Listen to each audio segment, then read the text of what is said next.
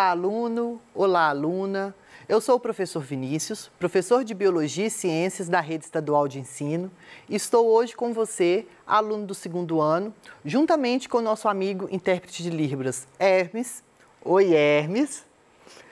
Para a gente dar início às nossas aulas de Biologia do PET 3 do segundo ano. Nosso tema vai ser seres procariontes. Qual então vai ser os objetivos dessa aula de hoje?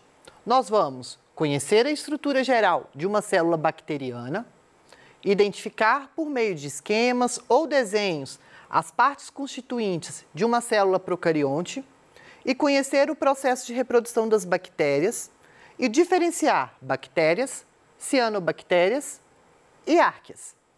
Tranquilo? Vamos lá! Antes de mais nada, vamos só para a gente lembrar um pouquinho do que a gente vem falando muito. Seres procariontes e seres eucariontes. Qual que vai ser, então, a principal diferença desses seres? Como eu já disse, a nossa aula de hoje é sobre seres procariontes, que vão ser seres que não vão possuir citoesqueleto, então eles não vão possuir centríolos, não vão possuir cílios. O DNA desses seres procariontes não se organiza no interior de um núcleo delimitado. Esse material genético ele vai ficar solto no citoplasma, tá? Eles não vão possuir membrana nuclear ou carioteca. O DNA geralmente ele vai ser circular nos seres procariontes. Os procariontes eles não possuem organelas membranosas. Quem são essas organelas membranosas? Lisossomo, complexo de Golgi, mitocôndria, cloroplasto. Todas essas organelas que possuem membranas, eles não vão possuir. E os procariontes possuem apenas os ribossomos como organelas ou organoides. Como assim, Vinícius? Existem alguns autores que consideram ou não consideram o ribossomo como organela ou como organoide nos seres procariontes, porque eles vão possuir algumas diferenças, vão ser menores e tudo mais. Mas então vamos considerar o ribossomo como um organoide. Então a única organela que os seres procariontes vão possuir vão ser os ribossomos. Tranquilo? Então vamos lá. Os seres procariontes, eles eram classificados anteriormente, todos incluídos em um único reino, chamado de reino Monera, onde tinham bactérias, cianobactérias e árqueas. Só que em 1970 veio o Oese falando sobre os 3 domínios. Nós já falamos disso nas nossas aulas anteriores. Bactéria, arqueia e eucária. São esses 3 domínios que nós vamos ter. E isso, então, devido a algumas análises filogenéticas e estudos mais aprofundados em biologia molecular e tudo mais, chegaram-se à conclusão de que esses seres procariontes, eles não eram bastante semelhantes, eles possuíam grandes diferenças e que não caberia se enquadrá-los em um único reino, que era o reino Monera. Daí, então, a necessidade de um táxon maior, que vai ser o domínio. E reparem que, se a gente pegar aqui, desde um ancestral comum, lá na origem da vida, todos esses organismos que nós temos, todos esses seres vivos que nós temos hoje, eles vão ser derivados de um ancestral comum. E esse ancestral comum se ramificou se especificou em 2 grupos, onde eu tenho o grupo das bactérias, daí o domínio bactéria, e depois, em um certo tempo, diferenciou-se em arqueias e eucariontes. Então, nós sabemos que, comparando geneticamente, pegando essa história evolutiva, essa filogenia, nós sabemos que as árqueas, elas têm um parentesco evolutivo mais próximo dos seres eucariontes do que dos seres procariontes, que a gente conhecia como bactérias. Daí, então, esses 3 domínios: bactéria, arqueia e eucária. Quando falamos em seres procariontes, estamos falando de bactérias e arqueias. Tranquilo? Vamos lá. Quais são as características, então, desses seres procariontes? Eles são unicelulares, eles podem ser autótrofos ou heterótrofos, tá? Eles podem ser autótrofos fotossintetizantes ou autótrofos quimiosintetizantes. Mas, Vinícius, você acabou de falar que eles não possuem organelas membranosas. O cloroplasto é uma organela membranosa. Como ele vai fazer fotossíntese? Ele possui a molécula de clorofila, que a gente chama de bacterioclorofila, que vai fazer essa função, então, de fotossíntese. Então, ele vai conseguir fazer fotossíntese devido a essa molécula de bacterioclorofila. Podem ser aeróbicos ou anaeróbicos, tá? Nós vimos, então, que seres aeróbicos necessitam de oxigênio para realizar, então, a respiração e anaeróbicos não necessitam. Quem são os representantes? Bactérias, cianobactérias, antes eram conhecidas como algas azuis, e árqueas. Então, os procariontes, gente, eles possuem uma grande importância econômica, ambiental, médica, tá? Que nós vamos ver ao longo das nossas aulas. Vamos falar então das bactérias, que vai ser o grupo mais, digamos que, melhor estudado entre os seres procariontes. Eles podem se agrupar em colônias, né? Então, o que é colônia? Vão viver unidos, formando então formas que nós temos das bactérias, onde eu tenho, olha que legal, que a gente sempre conhece, bactérias esferas, que nós chamamos de cocos. Quando elas, então, se unem em dois, nós temos aqui, que chamamos de diplococos. Quando nós temos aqui, ó, parecendo aqui um cubo, sarcina. Nós temos bacilos, que são essas redondinhas, desculpa, parecendo uns bastõezinhos. Nós temos essa aqui, ó, parecendo um grãozinho de feijão, que são os vibriões. Nós temos essa daqui, ó, aparecendo aqui, uma molinha, que são as espiroquetas. Então, essas são as formas mais comuns das bactérias e elas, então, se agrupam em colônias e possuem formas diferentes.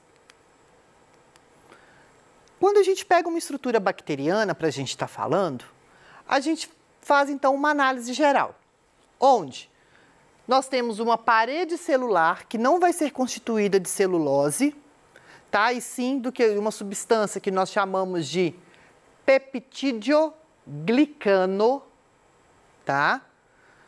Nós temos membrana celular, membrana plasmática, citoplasma. No citoplasma, nós temos então o DNA, que é o material genético que vai estar lá solto no citoplasma. Vai possuir ribossomos. Vai possuir também, alguns falam que possuem, outros falam que não possuem, então é uma discussão. Mas, se aparecer essa estruturinha aqui chamada de mesossomo, que pode auxiliar na defesa, na respiração celular, tá? Dentre outras funções, que é essa aqui, ó, aparecendo aqui um espacinho, que é o mesossomo. Tranquilo? Então, essa é a estrutura de uma bactéria. Algumas possuem flagelos, por isso que a gente coloca representado aqui. Mas o flagelo não vai ser de mesma composição que o flagelo de seres eucariontes. Porque o flagelo de seres eucariontes são formados de microtúbulos. Como eles não possuem citoesqueleto, eles não vão possuir microtúbulos. Os seus flagelos, eles são formados de uma outra estrutura, de uma outra substância, aliás, chamada de flagelina, tá? Vamos lá. Como que essas bactérias se reproduzem? Elas podem se reproduzir de forma assexuada e sexuada. Como assim? Na forma assexuada, nós temos cisciparidade, bipartição ou divisão binária, tudo a mesma coisa.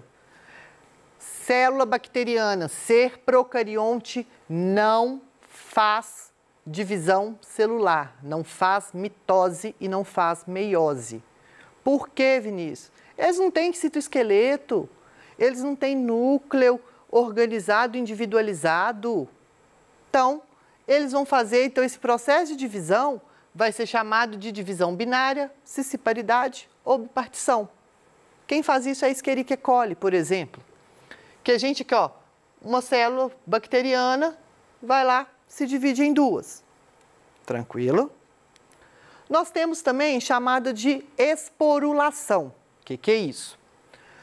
Quando uma célula bacteriana, ela vai estar em situações de estresse ou vai estar ameaçada, o que ela vai acontecer com ela?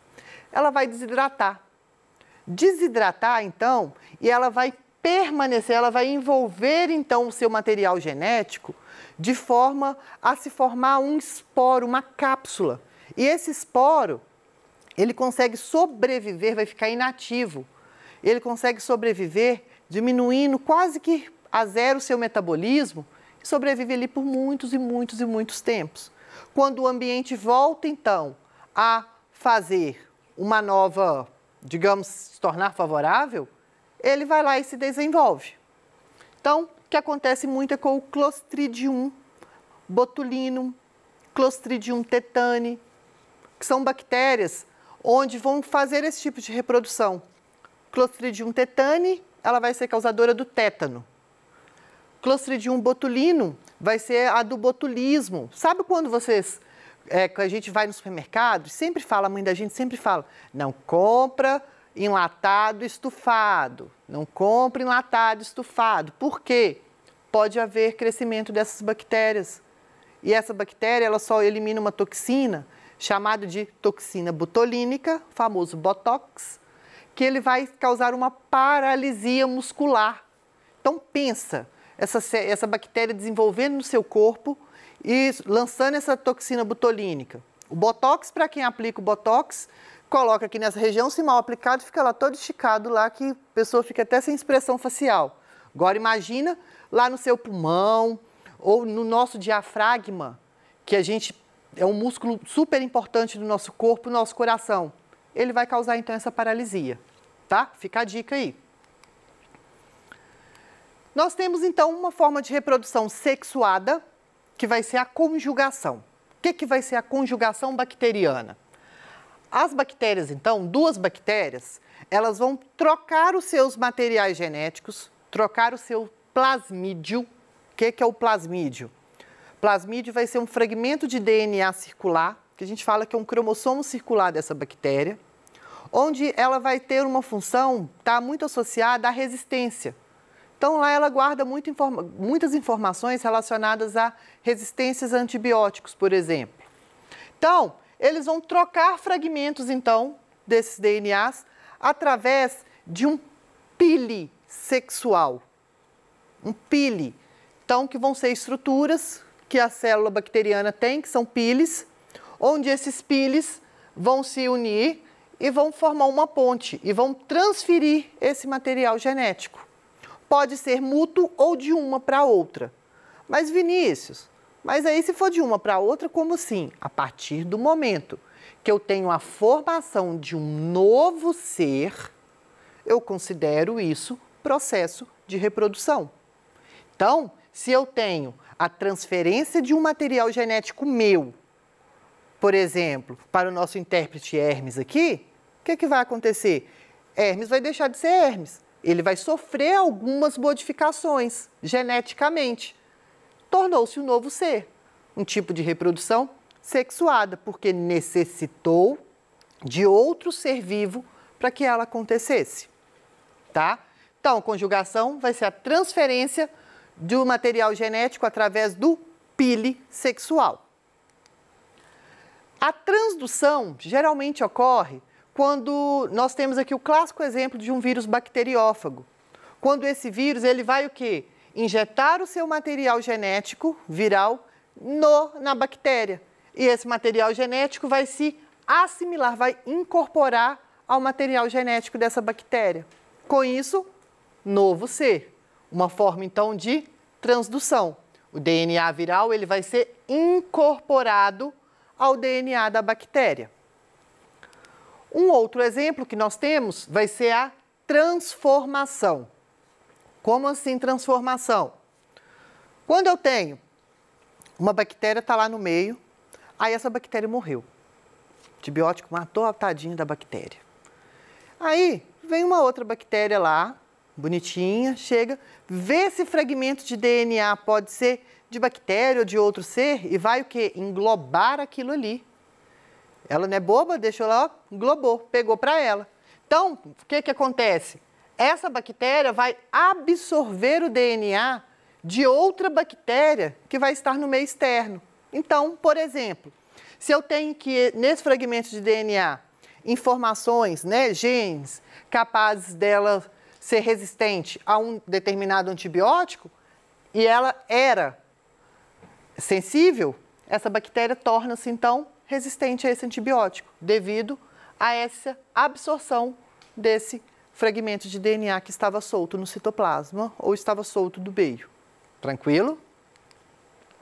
E aí nós temos dois tipos de bactérias, né, duas classificações de bactérias que é muito importante para a área da saúde e que a gente ouve muito falar, que são as bactérias gram-negativas e gram-positiva. A coloração de gram, né, o cientista da época que descobriu, que formulou essa técnica, ela consiste em corar. Quando a gente vai observar a célula bacteriana, a gente cora, então coloca alguns corantes e consegue ver. E observa-se que o seguinte, bactérias gram-positivas, elas absorviam esse corante, elas não absorviam esse corante, enquanto que bactérias gram-negativas, elas absorviam mais. Por quê? Devido à constituição da sua parede celular, do seu envoltório. Como assim? Bactérias gram-positivas possuem externo à membrana plasmática uma parede espessa de peptídeo-glicano. Então, a sua parede celular ela vai ser espessa, vai ser maior e vai estar fora da célula, após a membrana plasmática. As grãs negativas têm uma organização engraçada. Membrana plasmática, parecendo um sanduíche. Membrana plasmática, parede celular fina de peptídeo-glicano, membrana plasmática de novo. Então, olha aqui, ó. Essa, então, é as diferenças. Então, se cair na prova, gram negativa, gram positiva, você sabe que a gram positiva vai possuir o quê? Parede espessa de peptídeo-glicano. Gram negativa, membrana, parede, membrana. Tranquilo? Nós temos as cianobactérias, que vão compartilhar das características e vão ter algumas diferentes. São autótrofas, fotossintetizantes, igual eu já falei com vocês, e elas vão viver em ambientes aquáticos, como por exemplo aqui que nós temos, olha que bonitinho, uma cianobactéria. Elas vivem em colônias. As árqueas, elas, por mais que elas são seres procariontes, eu falei no início da aula, elas possuem muitas diferenças em relação às bactérias. Elas vão ser diferentes geneticamente. As paredes celulares dela não vão ser compostas por peptídeo-glicanos. Elas não vão possuir flagelos. A membrana dela vai possuir uma organização, enquanto a nossa membrana plasmática é glicerol éster, igual vocês viram isso no primeiro ano. A membrana plasmática das árqueas é glicerol éter, isso daí é quimicamente falando a molécula de triglicerídeo. Elas podem viver em ambientes bastante extremos, como assim? Em fontes termais. Quando elas vivem então em fontes termais, nós chamamos de de árqueas termófilas. Quando elas vivem em ambientes com salinidade elevada, chamamos-as de halófitas. E quando elas vivem em pântanos, liberando gás metano, nós chamamos elas de metanogênicas. Infelizmente, o nosso tempo acabou. Não vai dar para a gente corrigir a nossa clássica questão do Enem, mas eu deixo ela aqui para vocês. E espero vocês, então, para uma nossa nova aula. E até a próxima!